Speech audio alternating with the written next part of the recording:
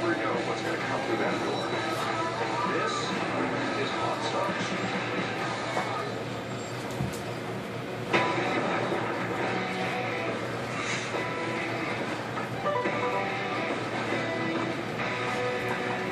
What do you got there? I got a couple of vintage comic books for you. First one here is Avengers #1, and then over here we've got a giant size X-Men #1. Yeah, and what happened with the X-Men is just all the movies. I mean, there's been like 7 of them, right? Yeah, that's right. Yeah. Okay. And the Avengers came out a few years ago. My 11-year-old son literally told me the Avengers was the greatest movie ever made. There you go. But I came down to the pawn shop today to sell my Avengers #1 and giant size X-Men #1 comic books. Yeah, comic books, I think it's the sense of nostalgia and freedom, a time of innocence, plus all those bright colors. I mean, who could resist that? On the giant size X-Men one, I'm asking $1,200.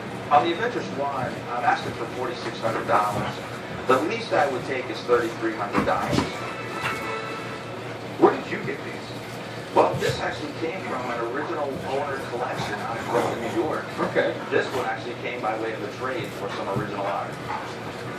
Okay, cool. And so Stan Lee did the story, this one, right? Yeah, he formed a lot of the group, the Fantastic Four, the Avengers. Those were all his ideas.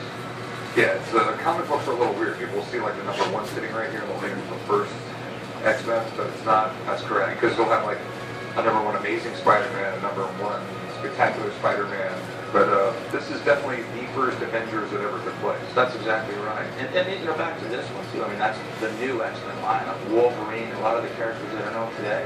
Vintage comic books can be worth a lot of money, and these have the vibe of something special. But comic book collecting can be really tricky, so you have to be really careful when you're dealing with stuff like this because you can get burned. And what grade are you calling these? This one's, I believe, is a fine plus to a very fine, between a 6.5 and a 7.0. It presents in near mint condition, and this one's in the same range, maybe slightly better. This is a fine, very fine, maybe a 7.0 to 7.5 right in there. Okay. How much you want for it? Well, this one I'm looking for $4,600, Okay. and on the giant size X-Men, $1,200. All right. You can grade them on one thing, and I can grade them another thing.